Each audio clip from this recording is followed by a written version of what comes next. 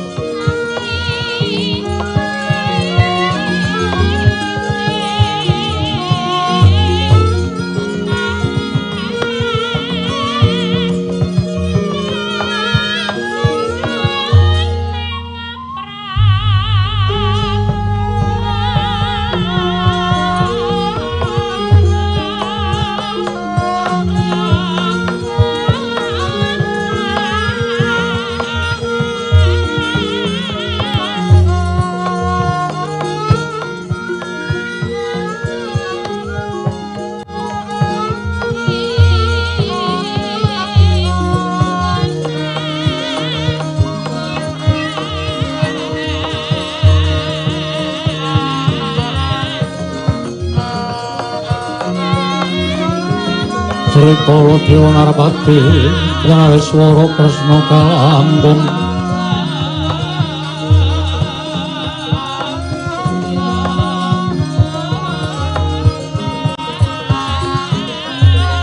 kalangkung tresnanira marang Dyadanon Cinawi.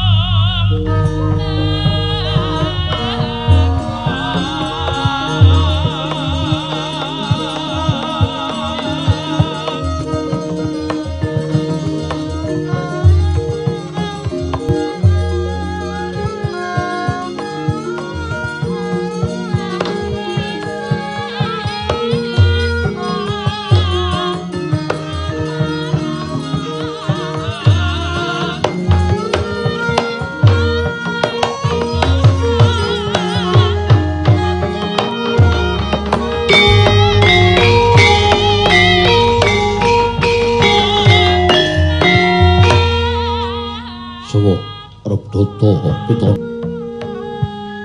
ananggih negaripun ditangi menangka dadi purwakaning kondo imbang-imbang ana tansami kejawi amung gemlaring Projeng Mandura ya Projeng Madura sinten ingkang gamadaning Projeng Mandura menika ta warnane Nalindra jejuluk Tiang Agung Baladewa ya Balarama ya Kusumawaning Pinta ya Wasi Jaladara ya Sang Anom Ngakrasana sajogana deng lenggah madaning pendapi negari Mandura dadak sakoleng mangke kawis tinggal rawuhipun ingkang rayi nata ing Dwarawati ya ing Dwaraka Sang Prabu Sri Bathara Kresna dadi grawalaning Galenata Mandura sigra merwani pangandikan teka kaya mangkono ijiling pangandika ing dereng kababaring lesan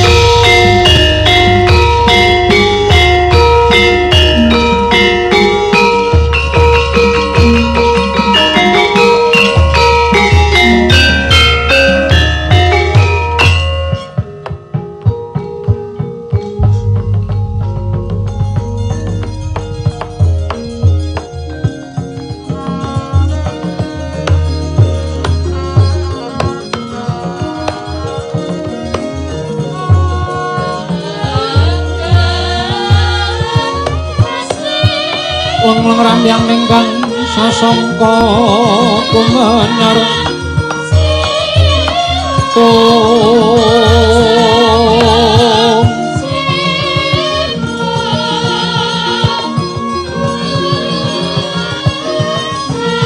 mangrengga ruming boleh manggen tanpa siring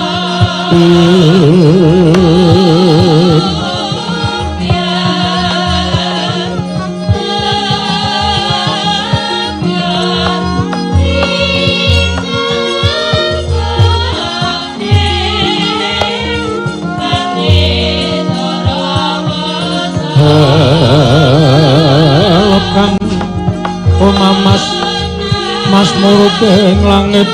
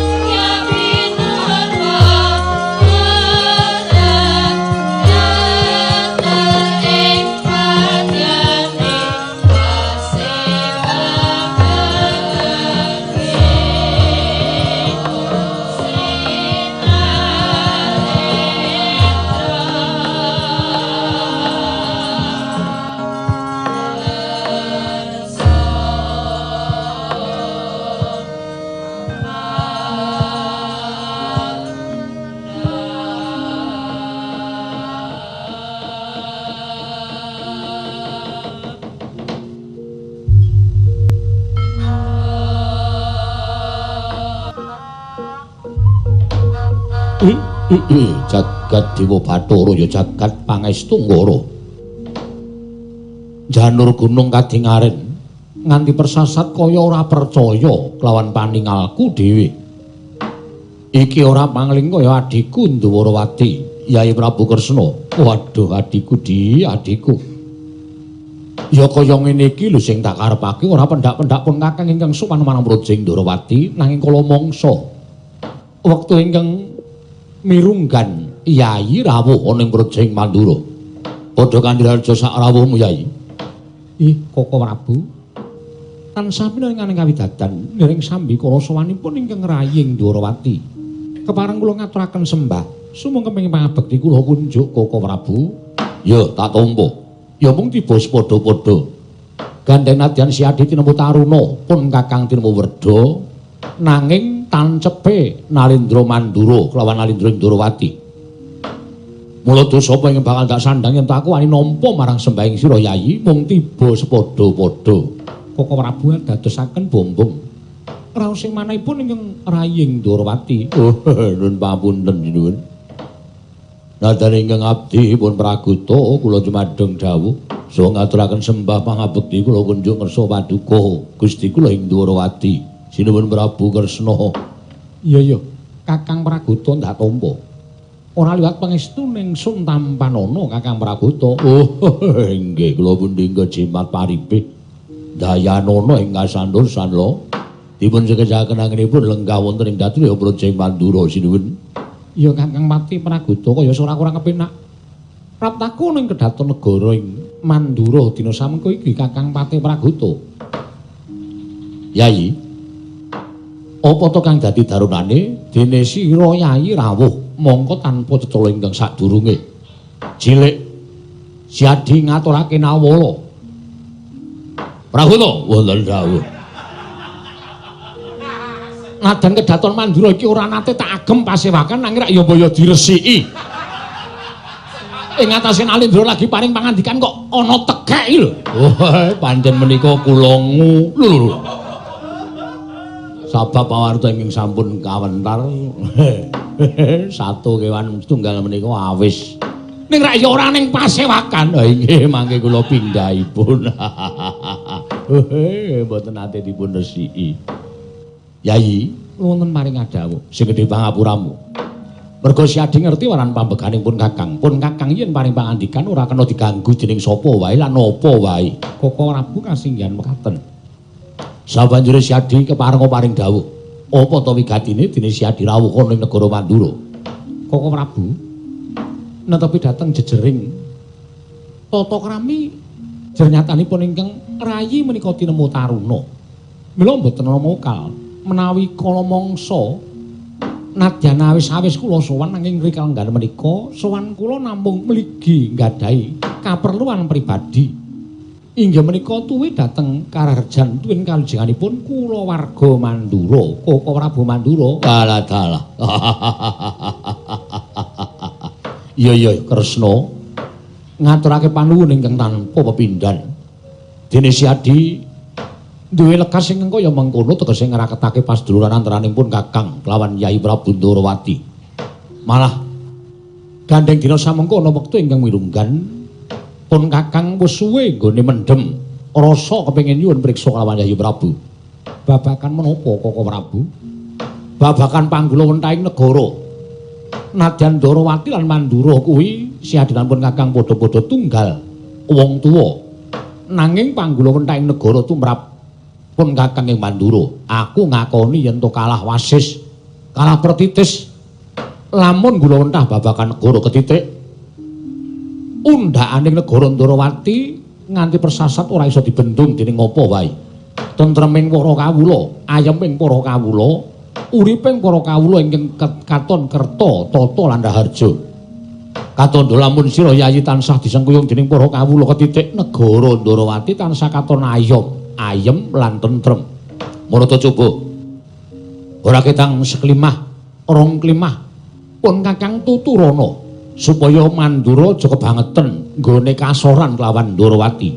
Koko Prabu, sesembahan kula Koko Prabu pengayoman kula.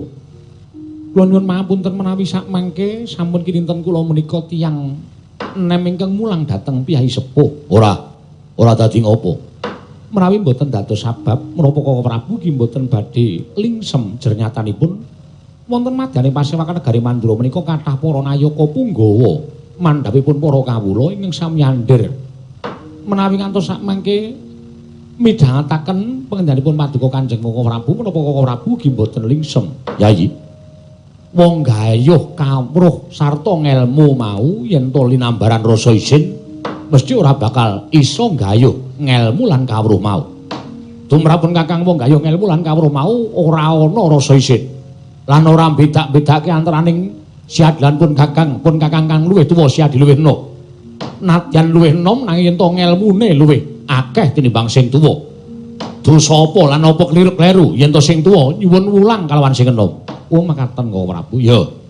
Menawi kula makaten mboten kitang klimah kula badhe munjuk atur estunipun tiyang Gulawentah Negari utawi Nalindra ing minangka dados makutaning bangsa lan sinambiran pakaryan nyepeng kendho kencenging pernatan amis bajing ing praja menika Nalindra.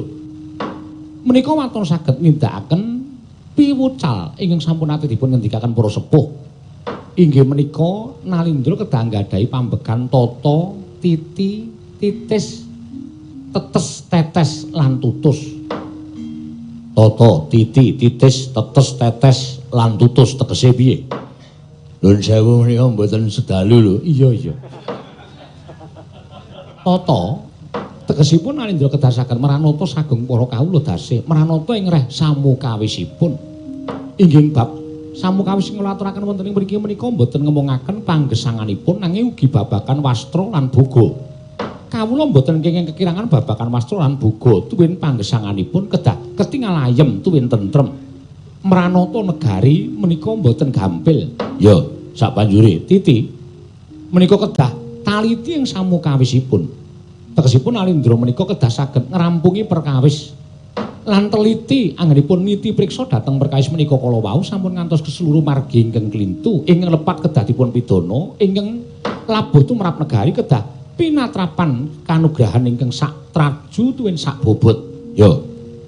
Sabanjure titis nindakaken utawi ndawahaken pangandikan kedah pratitis sampun ngantos damel gelaning para kawula.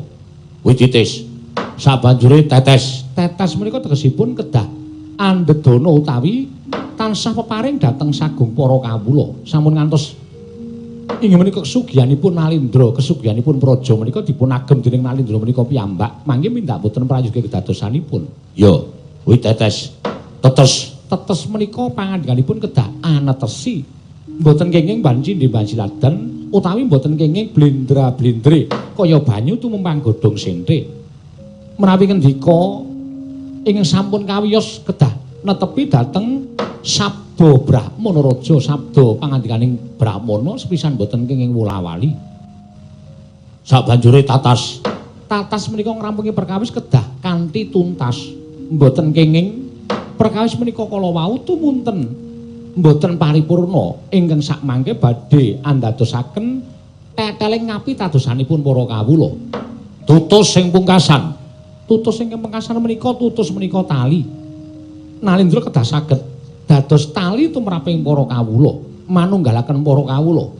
Ing mekaten Koko Prabu, menawi paduka Kanjeng Koko Prabu saged nindakaken menapa dados aturipun ingkang raying Ndarawati. Kula kinten Mandura badhe sak traju kaliyan kawontenanipun Projeng Ndarawati, Koko Prabu.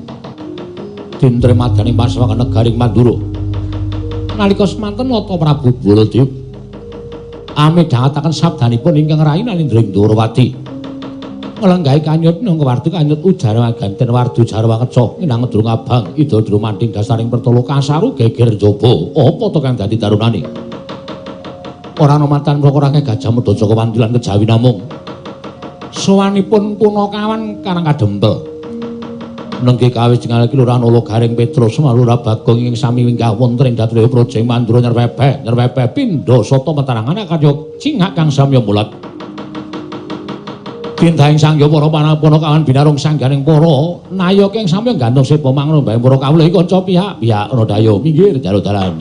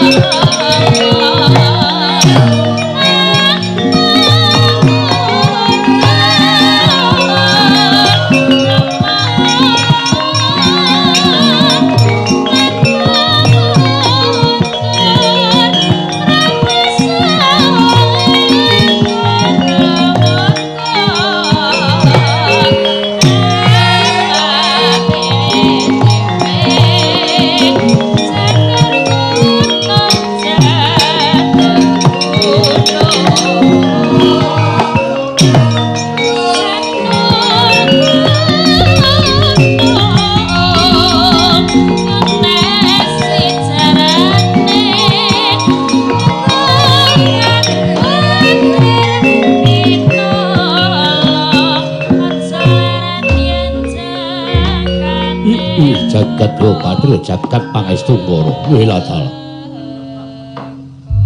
Kresna, iya kula wonten timbalan ing dawuh Koko Prabu. Durung nganti sawetara nggonipun Kakang nampa pangandikaning sira Yayi Ndrawati. Wiladal, iki lak ora pangling.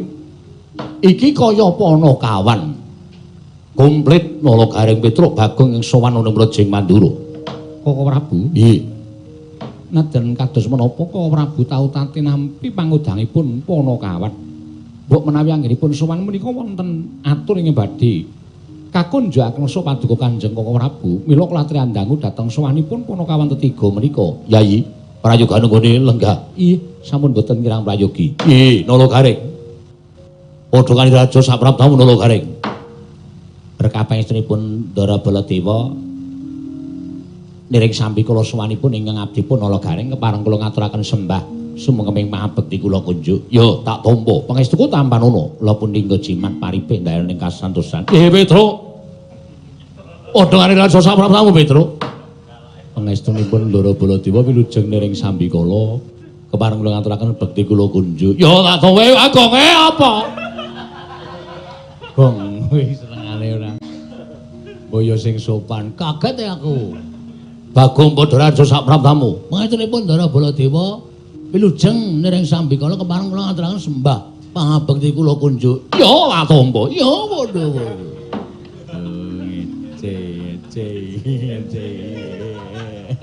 Truk, pasusu ya. Garem. Masalahe kok. Oh ya.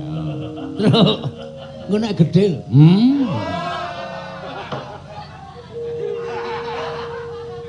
Sik, ora usah padha gocek sikik iki tak takoni dhisik. Oh, nggih.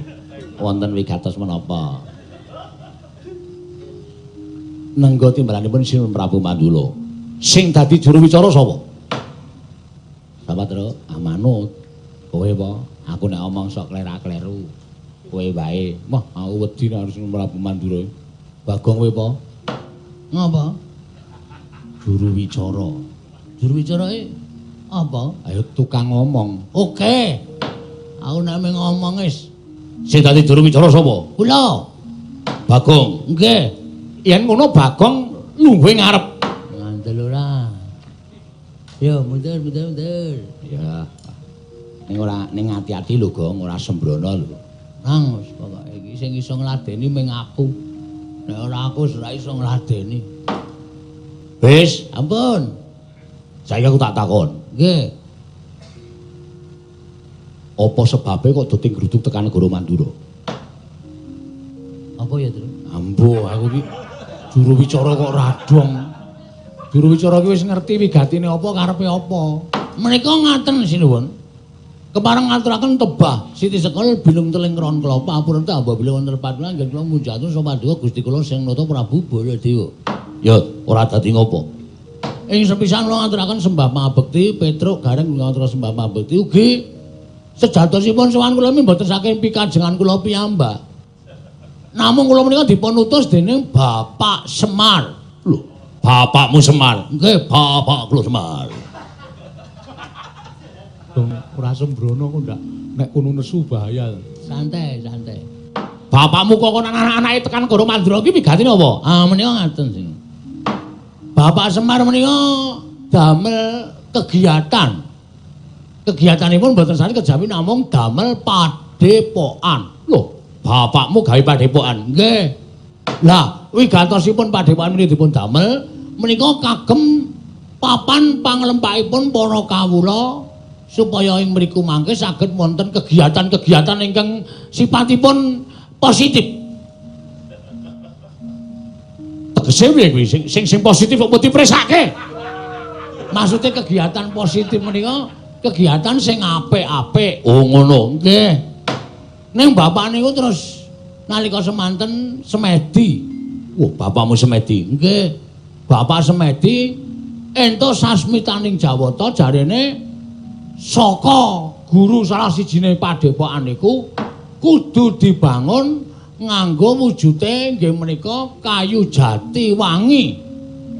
Kayu jati wangi. Bener to, Tru? Minyak wangi apa kayu jati? Minyak wangi anu kayu jati.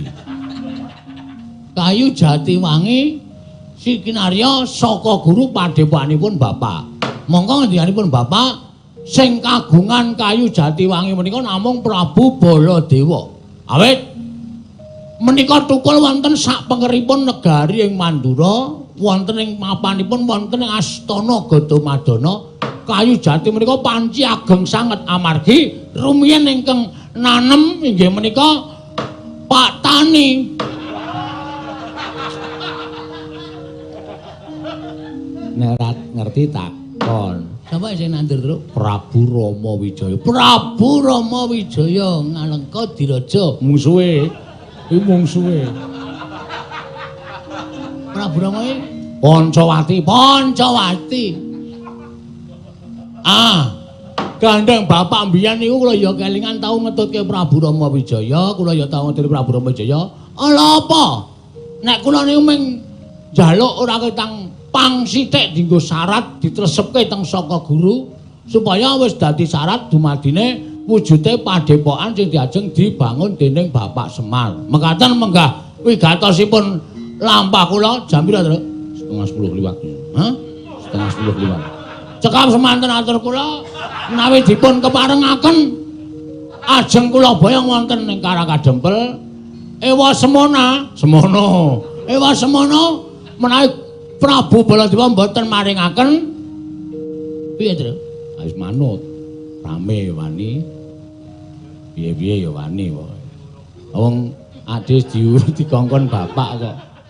Dikongkon bapak iki niate ming wani karo wani. Iki cangkeman ora iki. Kowe mung ngurup-urup. Bareng geger engko kowe mung mlayu, ora niat nang oke. Nek sinuwun Baladewa mboten maringaken Rawarawe jeneng katelana doyan. Arep ngopo kowe? Hah? Arep ngopo? Iki lho, rawe-rawe antas malang-malang putung kok rawarawe. Wah, kulino nggireng. Ayo. Rawe-rawe rantas malang-malang putung. Kula mboten nrimakaken ing atasipun Semar ming buta kayu jati sithik. Panjenengan tau tate dimong karo Semar, tau tate dimban karo Semar kok ora maringake. Niku ateges sampean ratu sing pelit, ratu sing cetil. Piye?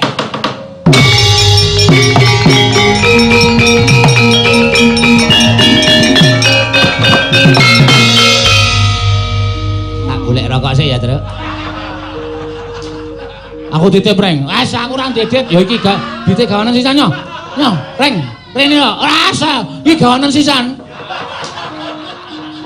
Aku apal karo watake. Gayane do tuku rokok ngardo minggate kok. Bagong. Nun. Kowe guneman ngono wis tok pikir urung. Kowe guneman kaya ngono wis tok pikir apa urung? Mestine wis nek ora dipikir ya ora metu cangkem. Wong guneman iki mesti tekan pikiran sik kok. Wis aku tak takon karo kowe. Kowe ngerti ora? Kayu Jatiwangi sing tukul ning Astana Gadamadana kuwi kae aja mung tok anggap kayu jati lumrah. Kae jati pusaka. Waduh. Jati pusaka. Mergo sing nandur eyangku ya kuwi Eyang Rama Wijaya. Aku ki turune Eyang Rama Wijaya. Sapa wae ora kena nyenggol kayu Jatiwangi lah kok dadi bapakmu pengen bangun padepokan wae kok dadak nganggo syarat kayu Jatiwangi. Tur bapakmu kok ora ngestokke dawuhku. Ora ngestokke dawuhe negara. Iki rak wancine akeh penyakit ora kena padha sak kepenake dhewe mlumpuk-mlumpuk, ora kena padha sak kepenake dhewe, padha campur dadi siji. Supaya iso aja nganti kabeh mau kena lelara sing dumadi ning ngendi papan iki. Ngerti ora? Lah kok malah bapakmu gawe padepokan iki anggepe piye? Kuwi nglumpukke wong pirang-pirang, kuwi nglumpukke kawula akeh cacahe. Mesti kok bakal ana kahanan sing ngedapi babagan perkara penyakit iki. Sik. Terus maksudnya pripun? Niku lho mboten ajeng rembug perkara penyakit. Sing percaya penyakit niku monggo, sing ora ya ora masalah. Nek tumrap aku ora percaya, lho.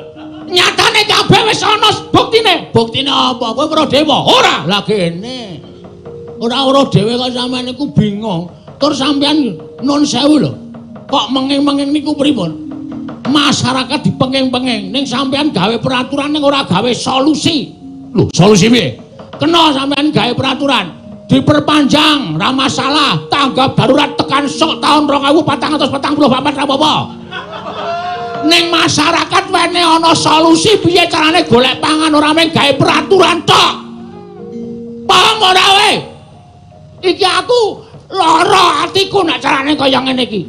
Do melet-melet do kangelan golek sandang pangan. Luwe-luwe seniman kaya kula kalih Gareng-Gareng Petruk niku.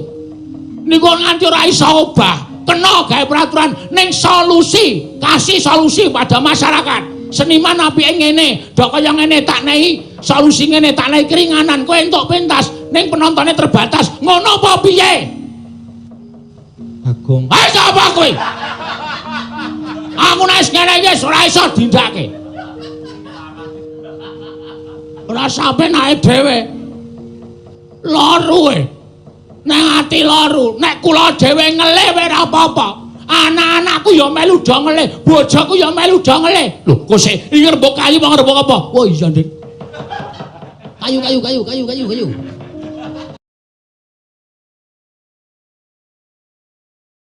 Bali nang kayu, topik bali nang kayu. Ming njaluk wektu sedhela.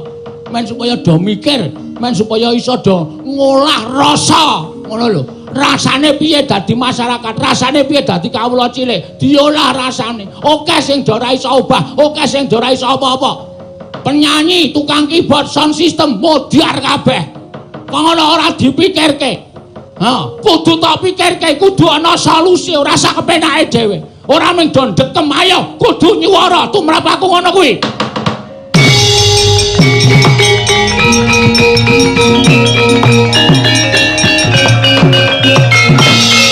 Kowe malah salah nggon kowe, salah nggon ya men. Aku wis kulino salah kamar. Ngaket. Yen ngono kowe wani karo Baladewa, sing tak wedeni apamu. Aku ate anggere alasan dasarku bener karo sapa-sapa ora wedi. Aku ora wani karo sampeyan, Mas. Aku mengelengke karo sampeyan. Nang isor sampeyan ki menungso akeh banget. Nang isor sampeyan ki menungso akeh banget sing butuh sandang, butuh pangan. Ngono lho, gawe solusi ora sak kepenakmu dhewe. Ngono lho, karepku ngono kuwi ora metu jopo glek-glek ketok. Menungso tak kala parus jajan.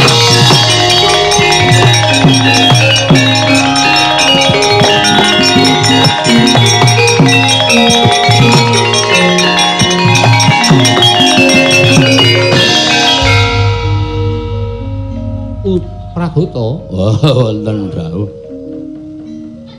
Wilatan. Nggih, kula lepat mangke kula singkirke. Yen mawonten sugih. Melarat. Sugih. Oh, sugih. Wong edan. Kok Prabu kae ditututi kok ndak malah kewirangan mungsuh para Panakawan. Nggih, ngestaken dawuh.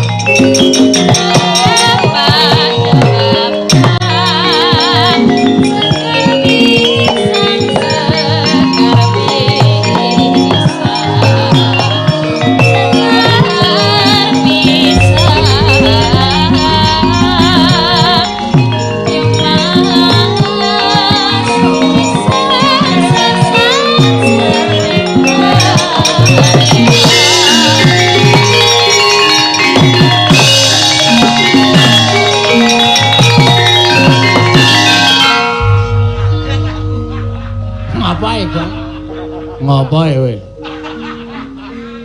Mek ucul nyawaku ning ngono.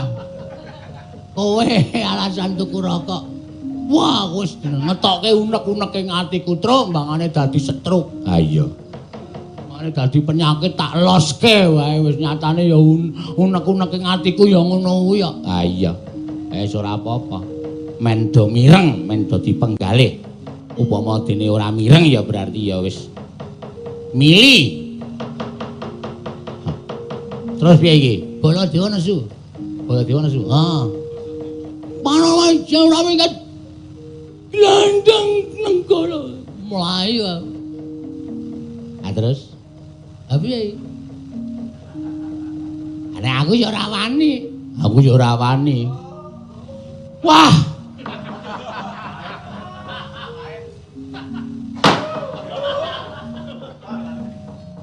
Wes. Terus lemu kok tindik barang kupingmu men ngapa ya? Hah? Kaya tak takon Petruk dadane ditato jantung barang iki men ngapa? Ah jebul ana masalah kok ngene kok jireh kepati-pati. Wis, nek pancen kowe do ora wani kan tak tandangane. Wis kana mulih-mulih omong karo bapak aku pamit mati. Gong, cangkeme ora blangan. Aja sok nyebut mati. Mati ki nek ora mati ra awake utawa mati menungsane kok nek mati rezekine. Ben. Kowe ora ngrasa wae 3 sasi mati rezekimu ki. Hah? Isi arep ditambah sesasi mati rezekimu kuwi. Ya melet-melet kowe. Iya ning ra ya wis ora iso nganggo peraturan apa kowe ora nek dinengke manut ngelih sesasi. Ha iya. 2 dina wis melet-melet e. Minggat. Kok malah ditunjung. Lunga. Iki Baladewa tekan kene tandangane. Kok ning nganti kowe ana apa-apa, ra wis percaya aku. Aku iki wonge penemu aku wae yang bener wis ora bakal aku wong bener kok kalahi ora bakal arepmu. Aku piye, Gong?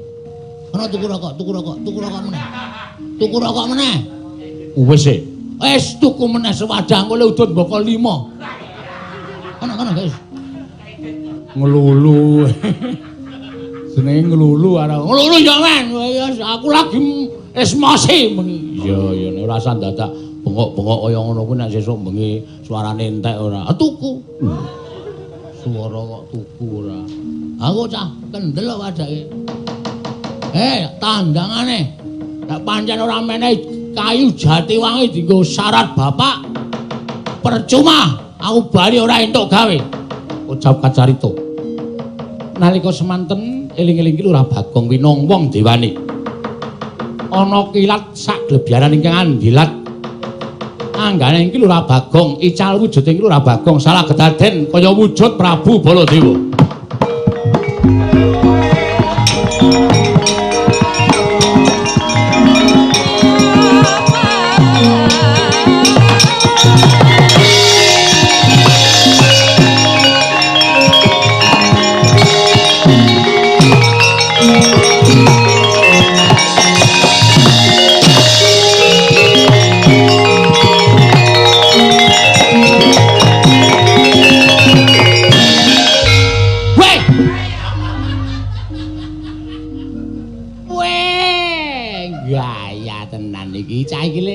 Sandangan diwadahi apa ya?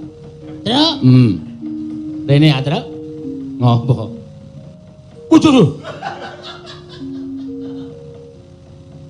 Kok ngeleleng? Kowe do ngopo kaget? Lho, ora krasa wong. Nih. Pengilan. Woi! Jagat Dewa Mandala. Ya jagat pangestu kono. Wah, ora wis entuk sandangan sing ndi, Gong? Mbok wis, iki pokoke rasa pokoke omong kowe gendang minggir iki. Aku arep mungsuh Baladewa, aku arep gleleng iki. Oh iya, nek kala nggawa nenggala. Wah, Gong kowe ngembari Baladewa nyunyuk nenggala, jeblok diadamu der. Meletus balane. Luweh. Malesan. Ngurusi Bagong malesan. Ayo, amos Surawarta Jayarata. Imbang yang Pancawada kuku karepe Jawa.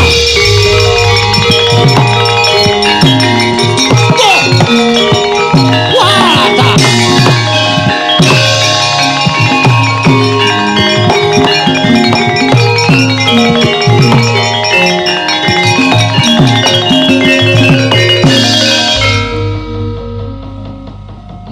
ratanan saya ngece marang Nata Mandura Prabu Baladewa. Saya ngewahi-wahi marang Nata Mandura Prabu Baladewa kaya ngias dadane Nata Mandura Prabu Baladewa. Ora iki. Iki kok entuk sandangan saka ngendi? Jaleng. Kowe entuk sandangan saka ngendi? Lho, edan to. Tuntang celing malang grok. Menungsa padake celeng ora. Iki Bagong iki. Aja ngawur. Iki garwane Erawati. Erawati dasmu iki. Erawati iki garwaku. Jangan macam-macam. Wong arep mudar kok werna-werna ya terus mengke wae. Iki Prabu Baladewa. Aku Baladewa. Aku Baladewa. Mbok takon sapa wae aku Baladewa. Mekutha apa ember dicet ngono. Wis ben wae. Sing penting wangun Prabu Baladewa. Saya ngewahi Nata Mandura Prabu Baladewa. Ora minggat bali nang karang kademel. Lakon ajar dening aku. Kowe sing tak ajar kayane.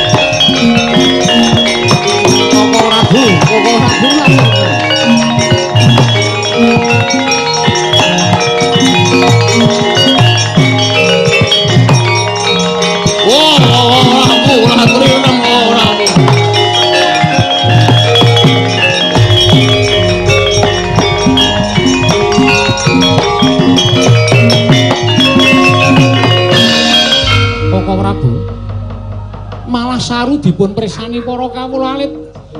Ing atasipun Koko Prabu kok ngladeni kaliyan Bagong menika rak saru Koko Prabu menika Nalindra Bagong menika namung dapur kere kemawon. Namung Panakawan menungsa ora tenan. Lah ora ngewehake rasane Nata Mandura Prabu Baladewa dikembari karo wujute Bagong padha karo pun Kakang ora trima rasane atiku. Wah jejueng kuandane. Tak luweng kuandane. Koko Prabu Landri emut ora. Koko Prabu Landremu sampun ngantos ngladosi dhateng Bagong jangan malah wirang piyambak Prabu. Ya prawata ya.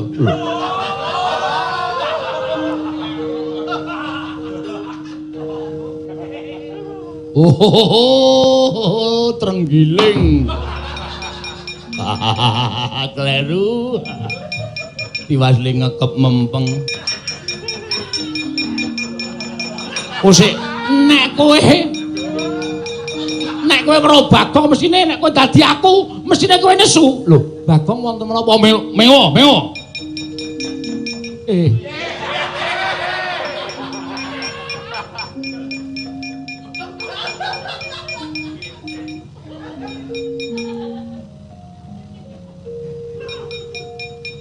Bagong kok iki Bagong to? Yai Kresna iya. Iya. Aja percaya kuwi Bagong kuwi. Inggih kula ngertos wong kula niku ya isih cetha paningalipun wong nuwun sewu pasuryanipun kados mekaten rupane wae Bagong ngono kok. Kula menika sampun ngertos. Piye? Aku njaluk pengadilan. Piye monggo babagan kayu jati wangi aku mana dinai ijol kayu Kalimantan.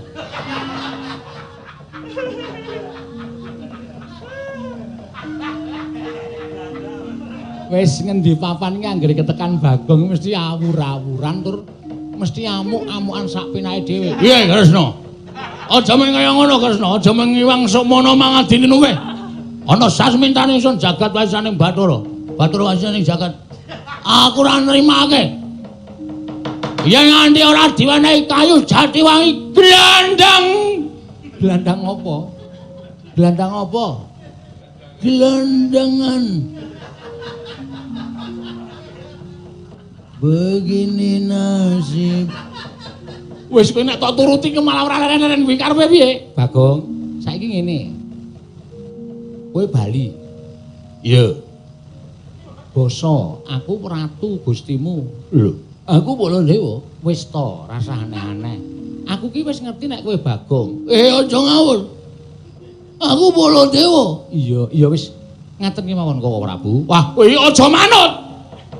Koko Prabu Baladewa Bagong kula suwun kondur. Bali nandi? Iya wonten Karangadempel matur kalian Kakang Semar. Bilih kayu Jatiwangi kedah dipun pendhet dening Kakang Semar Priyambak. Ngaten nggih Koko Prabu? Iya, Kresna. Ing Sri Baladewa Narpati Dwi Nareswara Kresna kalangkung tresnandra marang Diabanon Cinawi. Setan ratatanan malah sula barang.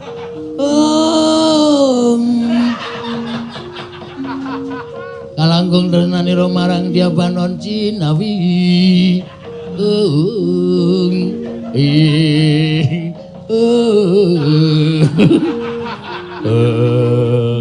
Ming sing kok dibolan baleni. Kula niku ngampet ket wae ora iso tenan. Ora mulai bako. Menang.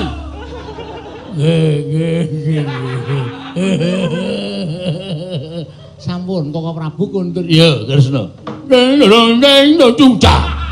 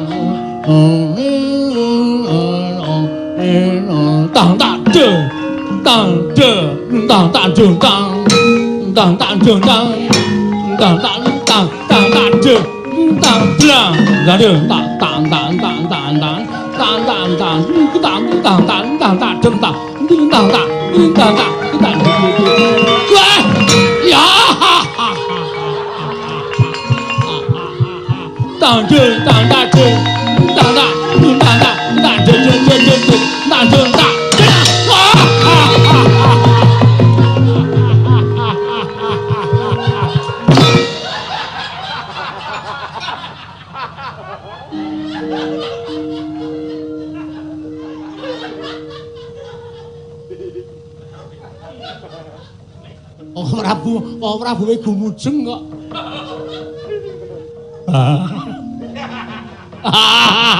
Hei! Wah, wong iya guyuhe kok dadak.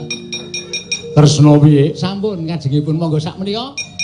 Kundur wonten negari Mandura. Lah mengko nek Semar iso mboyong Jatiwangi, sampun piresti Jatiwangi kedah dipun pendhet dening Kakang Semar kedah ikhlas. Ngono. Inggih. Oh iya. Dinteni tekaning Semar ana ing negara Mandura. Monggo kula dherekaken oh Prabu.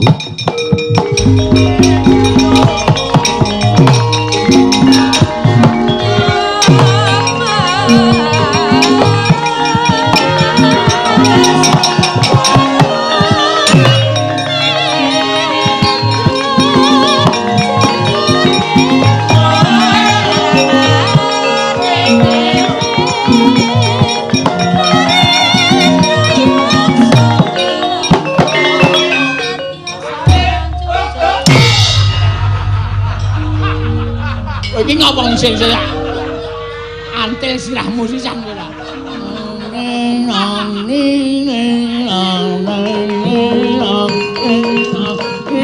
Tak cung. Waduh. Keseran. Tak cung. Tak dung. Iya.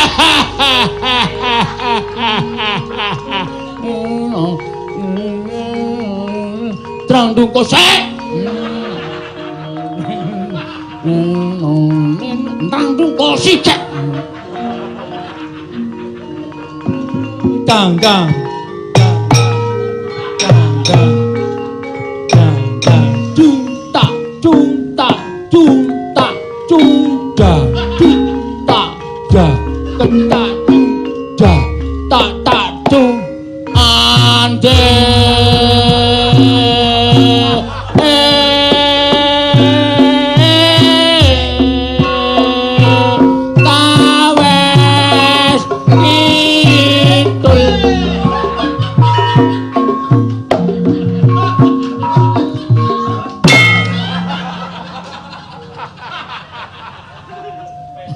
Kuwi senengane. Bebeda senengane Bagong kok kowe ora.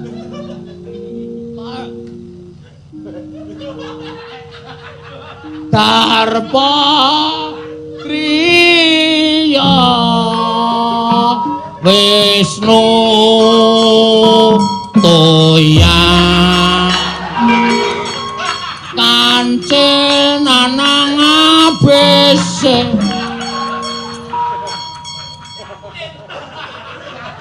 wong Ketawang kok cakepane jenenge Wiyaga yaten kelibule padha ande ye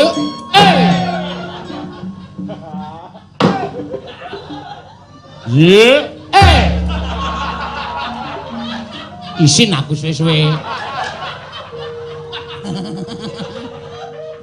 kene isin nek aku edan apa Gong salin kene ayo gojek nang nggon gara-gara yo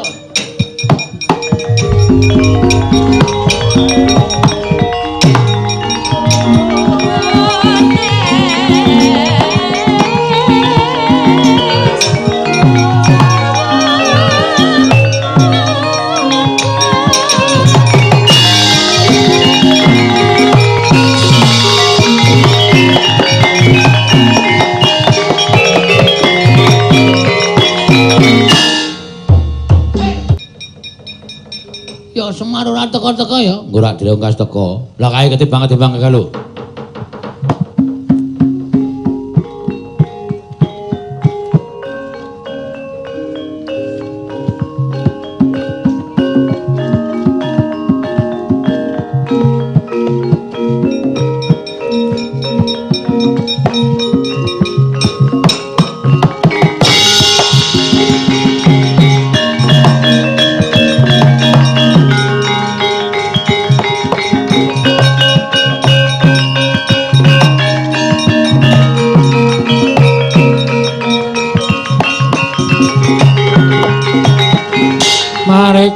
Den prayitna semore resika balik titiyane gandayane trisanya purnama sasi piye le Bagong sing nampa weling Pak Bagong sing nampa weling Pak anu Pak Sinuwun Mandura paring dawuh kena wae bapakmu Semar njaluk Jatiwangi sing mapan ing Astana Gadamardana. Ning waton bapakmu iso negor dhewe, iso nyempal pange dhewe, tak keparengake. Aku nek ora golek seksi ndak malah ora rampung-rampung.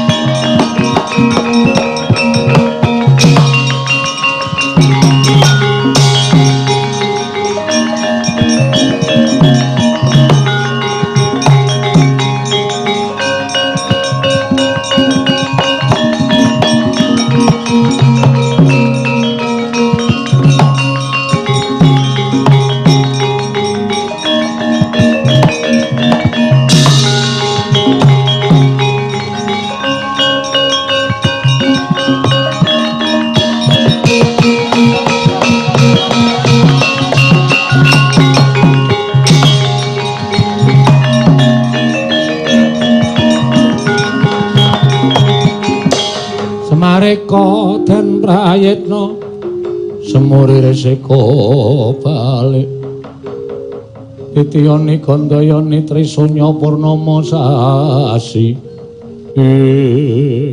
Kakang Semar rawuh wonten ing Kayiwangan Manikmaya aku tak takon karo kowe janjane kowe iki nganggep aku apa panjenengan kadang kula sepuh tetep kula badhe ngabekti kalawan Kakang Ismaya. Jernyatanipun kula tinemu taruna Kakang, nadyan kula sampun lenggah wonten ing kadewatan. Nanging tetep titah ingkang wajib nampi sembah kula namung Kakang Badranaya. Matur nuwun, matur nuwun. Lah iki ngene, Guru. Aku iki lagi duwe panjangka ya kuwi mbangun padepokan. Padepokan sing tak bangun mau dadi papan para kawula nggone padha nglumpuk, padha nularake marang kepinterane para nom-noman sing padha sinau. Merga ning kono bakal tak wenehi ya kuwi wujuding wedha kawruh lumantar tulis lan iso diwaca lan iso dienggo wuwu ing kepinteran. Lah ning aku entuk sasmita nek padepokan mau kudu dibangun salah sawijining kudu saka kayu Jatiwangi sing mapan ing Astana Gadamadana. Monggo aku nembung karo Sinuwun Mandura didhawuhi supaya negor dhewe supaya nyempal pange dhewe. Aku wedi nek nganti ana walat merga kuwi dudu kayu jati sakbaene. Aku tak ngejak karo kowe mudhun ana ing jagat. Kowe wangi-wangono supaya Prabu Mandura Sinuwun Baladewa percaya karo apa sing tak dadi panjangkaning Semar Badranaya. Monggo Kakang Semar kula dherekaken.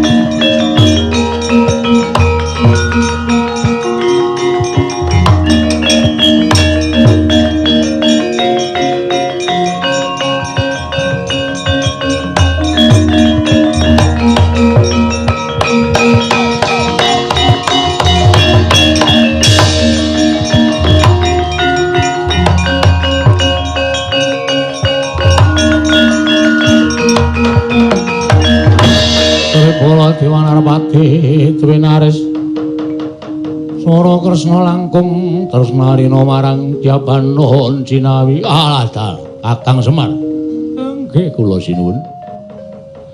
Raja sak tekamu Kakang Semar.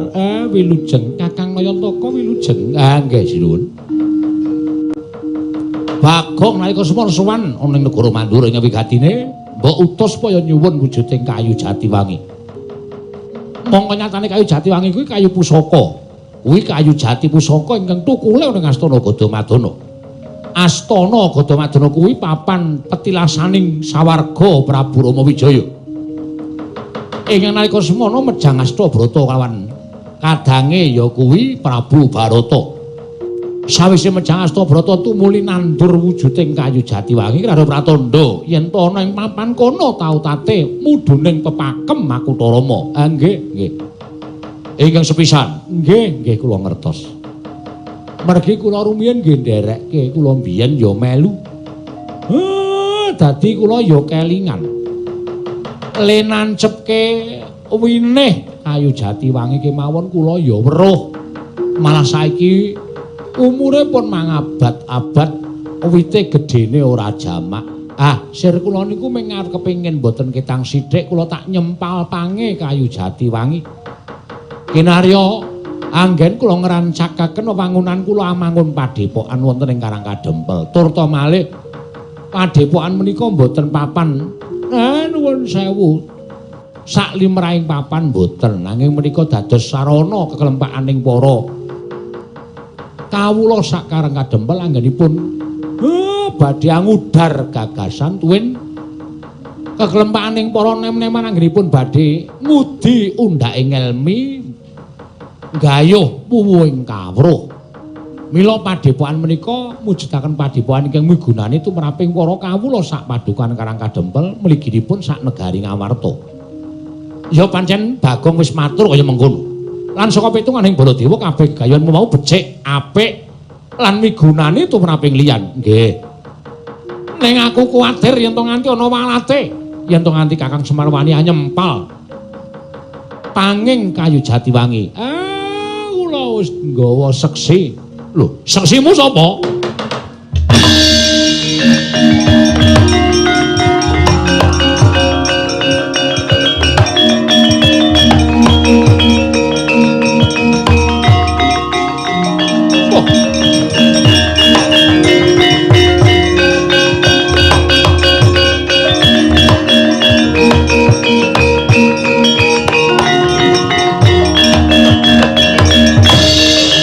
Kandang kancing langit kelap-lapaton lir kincanging risang mawe gandrung ong Mastunama sidam skaring bawana langgeng Baladewa. Iya pukul ngaturang sembah pangabekti kula kunjuk. Iya ya Luntombo. Kresna, iya pukul ngaturang sembah pangabekti kula kunjuk. Ulun tombo lan mangertiya sejatine apa kang dadi gegayuhaning Kakang Badranaya mau sayekti becik tumraping titah ing mapan ana ing Karang Kadempel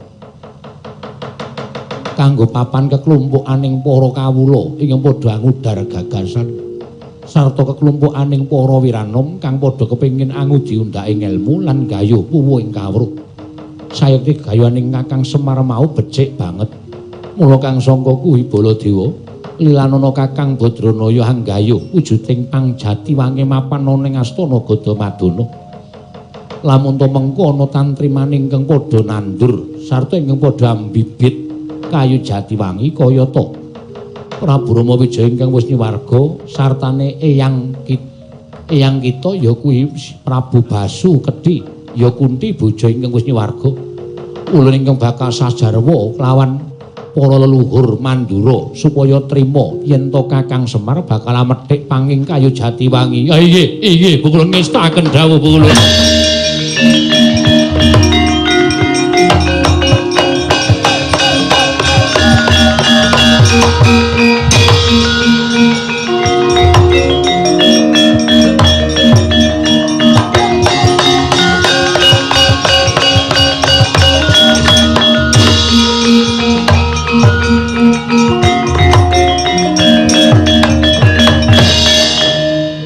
Semar kados pundi? Syarat ki ora kudu kabeh.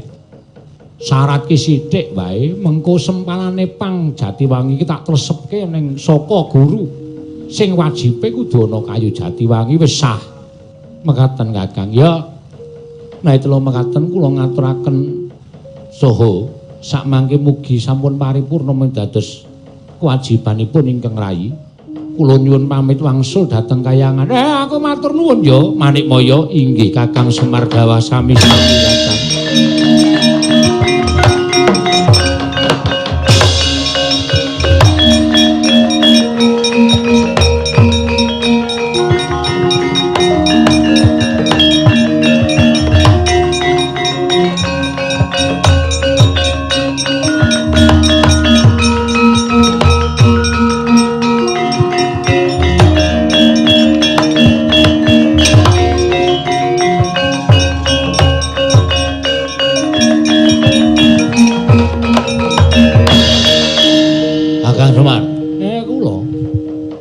Yen pancen Kakang Semar mengko padhapokan wis dadi lan ing kono akeh para nom-noman kang padha ngudi undhaking ngelmu. Aja nganti mbok penging yen to ana wiranom saka kawula negara Mandura yen to nyawiji lan tetunggalan manunggal supaya nggayuh undhaking kawruh ana ing padhepokanmu. Kula mboten ajeng pilih-pilih. Saking Ndarawati, saking Mandura, saking Amarta, sedaya kula sami menawi badhe ambetahaken ngangsu kawruh wonten ing padhepokan kula menika ugi mboten dados sabab menapa. Lan mugi-mugi sedaya menika saged dados srana rumaketing Ngamarta, Ndarawati lan Mandura anggenipun tetunggalan manunggal dados sajuga. Nara prajanipun sami manunggal, kawulanipun sami manunggal, kawulanipun ngabekti kaliyan Nara Praja, Nara Prajane gatekke uriping para kawula sedaya badhe gesang tentrem ayem nirbaya nirwikara dulga mendhak kala sirna.